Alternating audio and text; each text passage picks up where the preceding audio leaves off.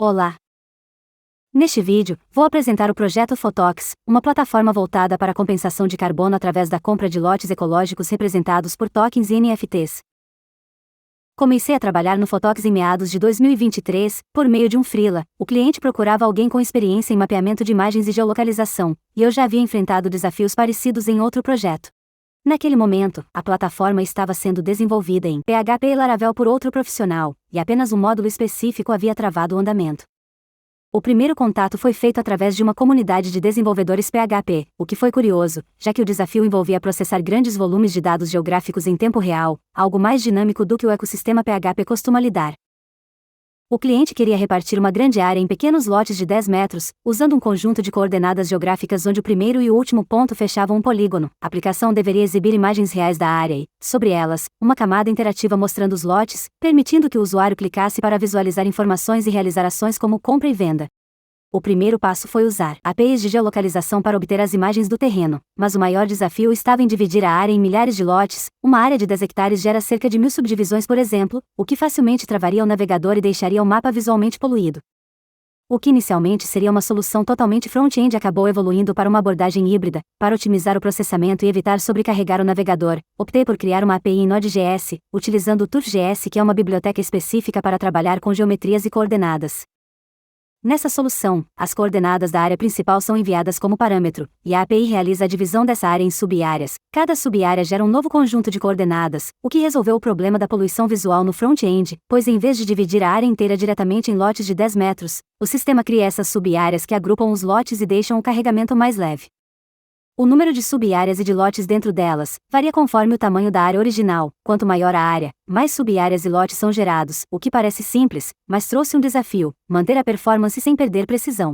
Para resolver isso, adicionei o parâmetro espaçamento, que define o tamanho de cada sub-área. Um valor maior no espaçamento gera menos sub-áreas com mais lotes dentro de cada uma, o que ajuda a reduzir o número de elementos renderizados e melhora a performance. Já um valor menor gera mais sub-áreas, aumentando o nível de detalhe, mas também o tempo de carregamento, já que há muito mais elementos sendo processados sob a área principal.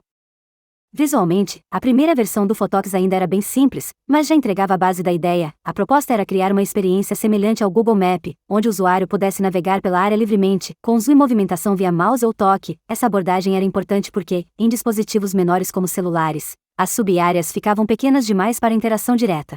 Na época, minha responsabilidade era o processamento visual e interatividade dos lotes, então o foco foi entregar uma solução funcional, mesmo que ainda longe de uma interface final mais amigável e refinada. Com as coordenadas da área principal, eu gerava o formato dela via SVG, convertendo as coordenadas em pontos. Depois, a API retornava o conjunto de coordenadas das sub-áreas, que eram renderizadas dinamicamente sobre o mapa. Essas sub-áreas apareciam em cinza, mas poderiam receber imagens como background, indicando que todos os seus lotes haviam sido adquiridos por uma única entidade, que poderia, por exemplo, exibir seu logo como forma de publicidade dentro do mapa. Durante a interação, ao passar o mouse sobre a área, as sub-áreas mudavam de cor para amarelo, criando um efeito de destaque. Ao clicar em uma, a sub-área começava a piscar, indicando o carregamento de suas informações. Isso abria um modal, onde eram exibidos os lotes pertencentes àquela sub-área. O seu formato era renderizado novamente em SVG, e os lotes eram carregados sobre ela, de forma semelhante à área principal. Quando o usuário passava o mouse sobre um lote, ele entrava em modo de carregamento, e a sua figura era substituída por um load. Se o cursor permanecesse sobre o lote por mais de 3 segundos, o sistema exibia a imagem real daquela área, ainda que durante essa fase, usei imagens aleatórias apenas como demonstração, para evitar custos desnecessários. Cada lote tinha uma cor indicando seu status: cinza, disponível para compra; roxo, adquirido por outro usuário com anexos públicos, como textos, links, fotos ou vídeos; vermelho, adquirido por outro usuário com anexos privados; laranja, adquirido pelo próprio usuário logado na plataforma, permitindo editar anexos ou colocar o lote à venda. À direita, havia 3 seções principais. O primeiro mostrava a posição atual do mouse em um zoom, permitindo ao usuário visualizar melhor os detalhes da área. Logo abaixo, um mapa integrado com um Mapbox, centralizado nas coordenadas do lote selecionado e por último, informações sobre esse lote.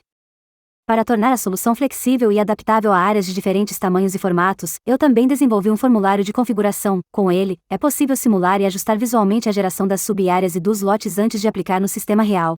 Basta preencher as coordenadas da área e definir o espaçamento entre as sub-áreas para visualizar quantas subdivisões serão criadas e como elas vão se distribuir dentro da área principal. Além disso, é possível ajustar como essa área será exibida para o usuário, alterando valores de rotação, zoom, posição X e posição Y, o que ajuda a centralizar e enquadrar o formato no mapa. Também há campos para controlar o tamanho das sub-áreas renderizadas, modificando a largura e a altura delas. À medida que os campos são atualizados, torna-se possível visualizar quantas sub-áreas serão geradas, além da quantidade de lotes por sub-área e o total de lotes. E abaixo, é possível ajustar como os lotes são gerados dentro do modal de cada sub-área, definindo largura, altura e posição x e y dos lotes, permitindo testar diferentes proporções até encontrar a visualização ideal. A nova versão do Photox mostra logo de cara uma evolução significativa, tanto visual quanto estrutural. Na versão protótipo, o foco era apenas entregar uma solução funcional, usando HTML, CSS, JavaScript e dados estáticos. Agora, com a base reescrita em Laravel e MySQL, o sistema passou a ter interação entre múltiplas áreas, em vez de apenas uma área renderizada na tela. No lado esquerdo, há um globo 3D interativo, integrado com CSS1.js. O usuário pode navegar livremente com o mouse ou o toque, explorando os pins distribuídos pelo globo, cada um representando uma área cadastrada no banco de dados. Ao clicar em um pin, é exibido um pop-up com o nome da área e duas ações, token de carbono e rede de NFT. À direita, ficam as áreas listadas em um layout de 2 colunas por linha, exibindo 4 áreas por página. Cada card mostra o nome da área, data de lançamento, extensão, emissão de tokens e as mesmas ações disponíveis do pop-up. Acima da listagem há também uma barra de pesquisa, permitindo buscar por nome, descrição ou coordenadas, além de um filtro por data de lançamento. Ao acessar essa interação, o globo é substituído por uma imagem aérea da área selecionada. Quando o usuário clica em um pin no globo ou em um card da lista, a câmera aproxima em zoom até a localização da área. Sobre essa imagem, é gerada uma figura verde translúcida, representando o formato real da área, usando a mesma lógica do protótipo, convertendo coordenadas em pontos no mapa. No lado esquerdo aparecem as informações detalhadas da área, nome, descrição, extensão e emissão de tokens, seguidas por cards de ação para compra, que futuramente vão levar ao ambiente de transação. Para voltar à lista geral, basta clicar no botão voltar acima do nome da área. A animação faz uso reverso, retornando suavemente ao globo e à listagem das áreas. O funcionamento é semelhante ao modo anterior, mas agora a figura da área mostra suas sub-áreas, coloridas em tons de verde, ou com imagens de fundo para as sub-áreas já adquiridas por instituições. O usuário pode dar zoom, navegar e interagir sobre o mapa, visualizando os detalhes de cada subdivisão. Ao lado, um card de legenda mostra a quantidade de NFTs por classificação, podendo ser expandido, recolhido ou movido livremente sobre a imagem. Há também um card informativo com um resumo geral da área, um gráfico de vendas e uma imagem em tempo real da localização. Ao clicar em uma sub-área, a sua figura substitui a figura principal, e os cards também são atualizados para exibir as suas informações, incluindo legenda própria e classificação dos lotes. Clicando em um lote, ele é destacado com uma animação de piscar, facilitando a identificação visual e evitando que o usuário se perca. As informações do lote aparecem no card lateral, substituindo as da sub-área. No topo do card de informações, há sempre um botão voltar, permitindo retroceder entre os níveis, de lote para sub-área e de sub-área para a área principal, sem recarregar a página. O formulário de criação também recebeu melhorias. Agora, ele possui 3 campos principais: nome, descrição e coordenadas. Ao lado do campo de coordenadas, o globo 3D do CSS1.js ajuda a visualizar a área antes de cadastrar no banco de dados. Basta preencher as coordenadas e clicar em configurar. Um pin é gerado no globo indicando a posição da área. Ao clicar nele, o sistema carrega automaticamente as informações correspondentes e simula o ambiente das ações, exibindo a figura da área com suas sub-áreas. A partir daí, é possível ajustar o espaçamento, a largura e a altura das sub-áreas, além da posição X, Y e a rotação da área principal. Clicando em recarregar, a visualização é atualizada em tempo real com os novos parâmetros. Para configurar as sub-áreas, basta clicar na figura de polígono ao lado do título Configuração. A partir daí, dá para definir largura, altura e posição x e y dos lotes dentro de cada sub-área, testando diferentes proporções até alcançar a visualização ideal. Na parte inferior, o sistema mostra o número total de sub-áreas, quantos lotes há em cada uma e o total geral gerado a partir do espaçamento configurado. Quando tudo estiver pronto, é só clicar em Cadastrar para registrar a nova área no sistema.